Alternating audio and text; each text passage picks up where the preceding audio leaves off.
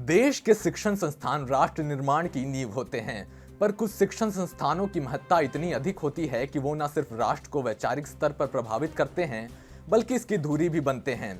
ऐसे ही कुछ शिक्षण संस्थान में जवाहरलाल नेहरू विश्वविद्यालय भी सम्मिलित है।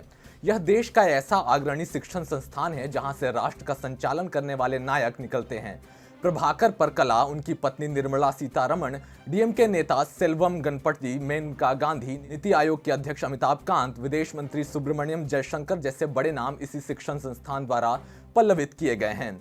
पर विगत 10 वर्षों में इस विश्वविद्यालय के गौरवशाली परंपरा को हाईजैक कर लिया गया, जिसे अब संस्थान की नई वीसी डॉक्टर शांतिश्री धुलीपुड़ी पंडित सुधारने में लगी हुई हैं।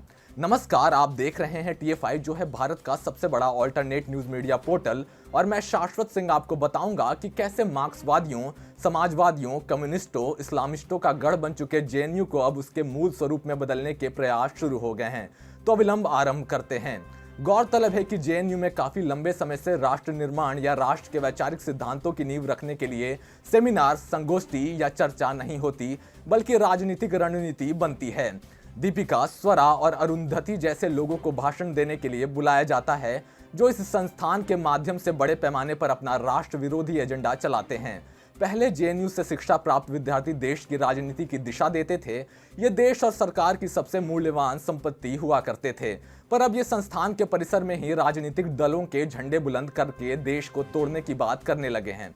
भारत तेरे टुकड़े होंगे और हिंदू तेरी कब्र खुदेगी जैसे नारे आम हो गए। बड़ी संख्या में गर्भ निरोधक, कंडोम, सेक्स टॉयज, दारू की बोतल आदि आपत्तिजनक चीजों से परिसर पटा रहता था। कभी कभी तो ऐसा लगता था मानो आप किसी शिक्षण संस्थान नहीं बल्कि किसी खुले मैदान में आयोजित रेव पार्टी में आए हों। फिर इस संस्थान से शहला रशीद, उमर खालिद और कन्हैया कुमार जैसे विद्यार्थी निकले, जो एक तरह से सरकार के टुकड़ों पर पलते हैं। शिक्षा का नाम पर उन्होंने JNU को अपनी राष्ट्र विरोधी गतिविधियों का अड्डा बना दिया। सालों से देश और करदाताओं के पैसों पर फ्री के छात्रावास, वाईफाई, खाना और अन्य सुविधाओं का लाभ लिया। ऊपर से देश के भले के लिए कुछ नहीं करते, बल्कि इसे तोड़ने का दुस्वप्न अलग देखते हैं। जब से केंद्र में प्रधानमंत्री नरेंद्र मोदी की राष्ट्रवादी सरकार सत्ता में आई है, तब से इन मार्क्सवादियों, समाजवादियों, कम्युनिस्टों, इस्लामिस्टों और राष्ट्र विरोधी तत्वों में उभार आया है। इन असामाजिक तत्वों ने लंबे समय तक यथाशक्ति बनाए रखी और छात्रों को भ्रमित कर देश विरोधी गतिविधियों से जोड़ने के लिए छिपकर काम किया। पर नरेंद्र मोदी की सरकार आते ही और प्रमुख रूप से CAA के बाद इन पर नजर रखने जाने लगा। अतः वे अपने सब्सिडी वाले छात्रावास कमरे और स्टाफ रूम से बाहर निकल गए। उन्हें लगा कि भाजपा सरकार उनकी परिस्थितिकी तंत्र को तोड़ सकती है। ध्यान देने वाली बात है कि कांग्रेस सरकार में छात्र निकायों का बड़ा पैमाने पर राजनीतिकरण हुआ था, और अब यह बीमारी हमारे शैक्षणिक संस्थानों को प्रभावित कर रही है तथा यही हमारे शैक्षणिक वातावरण में जहर भी घोल रही है। इस शिक्षण संस्थान का हर स्थान, चाहे वह कक्षा हो, छात्रावास हो या फिर वो गोदावरी जैसे चाय पीने की जगह, सभी आजकल राजनीतिक संगोष्ठी के अड्डे बन गए हैं, जहां निरंकुश स्वतंत्रता के नाम पर भारत को तोड़ने की चर्चा आम वार्तालाप का हिस्सा बन चुकी है। लेकिन खबरों की माने तो अब जमीनी स्तर पर JNU परिसर में प्रवेश को नियंत्रित कर दिया गया है। पहले कोई भी न्यूनतम जांच के बिना विश्वविद्यालय में घुस सकता था और अराजकता फैलाकर चला जाता था, पर अब इस विश्वविद्यालय के नए कुलपति डॉक्टर शांतिश्री धुलीपुड़ी पंडित ने इसे एक पिकनिक स्पॉट या राजनीतिक अड्डे के बजाय इसे एक विश्वविद्यालय परिसर का स्वरूप देने में जी जान में जुट गई हैं। यह भी कहा जा रहा है कि डॉक्टर पंडित विश्वविद्यालय की ढाबा संस्कृति पर कार्रवाई कर सकती हैं, जो JNU के विषाक्त और अत्यधिक अस्थिर विचारों का प्रजनन स्थल रहा है। हालांकि नए प्रशासन द्वारा लाया गया सबसे बड़ा बदलाव प्रवेश परीक्षा की शुरुआत है।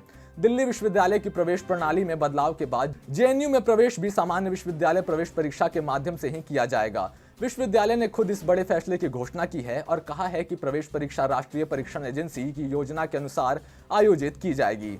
यह एक कदम पूरी तरह से पुराने परिस्थितिकी तंत्र को खत्म कर देगा, जिसने JNU को वामपंथी विचारधारा का केंद्र बना दिया था।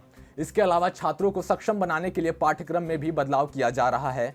जैसा कि TFI द्वारा रिपोर्ट किया गया है, अकादमिक परिषद के अनुमोदन पर विश्वविद्यालय ने पिछले साल दोहरी डिग्री कार्यक्रम का पीछा करने वाले इंजीनियरिंग छात्रों के लिए एक वैकल्पिक पाठ्यक्रम शुरू किया था।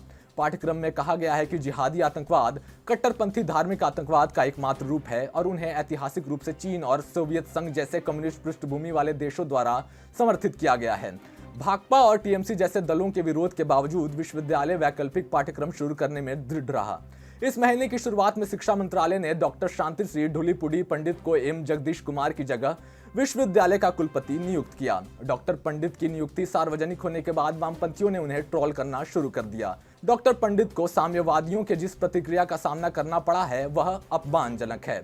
ध्यान देने वाली बात है कि डॉक्टर पंडित इस बात की मुखर आलोचक रही हैं कि भारत के इतिहास को कैसे चित्रित किया गया है। श्री वेंकटेश्वर कॉलेज के राजनीतिक विज्ञान विभाग द्वारा आयोजित एक वेबिनार में पंडित ने दशकों से भारतीयों को पढ़ाए जा रहे भारतीय इतिहास के गलत आख्यान की आलोचना की है। उन्होंने दावा किया था कि एनसीईआरटी की पाठ्य पुस्तकें न केवल मुगलों बल्कि नेहरू गांधी वंश को भी चित्रित छवि सिखा रही है। उन्होंने भारत पर इस्लामी आक्रमणों के इतिहास का महिमा मंडन करने की खुले तौर पर आलोचना की थी। वो इस बारे में बात करने से भी पीछे नहीं हटी कि भारतीय क्रांतिकारियों द्वारा किए गए बलिदानों को एक कथा के निर्माण के लिए कैसे मिटा दिया गया और यह बताया गया कि भारतीय राष्ट्रीय आंदोलन एक शांतिपूर्ण अहिंसक आंदोलन था।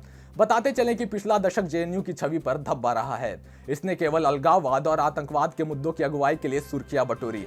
विश्वविद्यालय ने केवल वैचारिक सैनिकों का निर्माण किया जिन्होंने सोचा था कि अफ्रीकी अध्ययन में पीएचडी पूरा करना ही समाज में योगदान करने का एकमात्र तरीका है।